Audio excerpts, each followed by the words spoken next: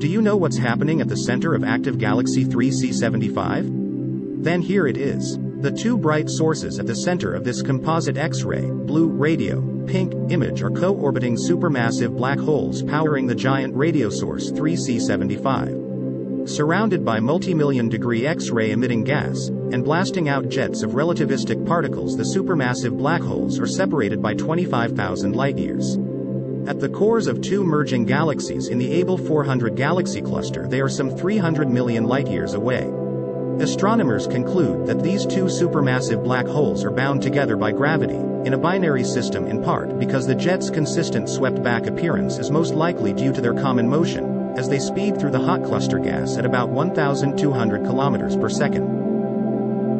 The two bright nebulae are about 1,500 light-years away, part of the same large and complex star-forming region, almost as nearby as the better-known Orion Nebula. At that distance, the 3-degree wide field of view would span 80 light-years.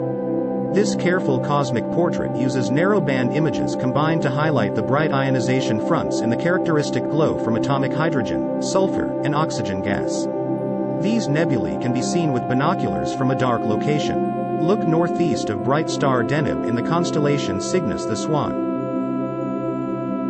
For daily video updates, subscribe to Only Facts.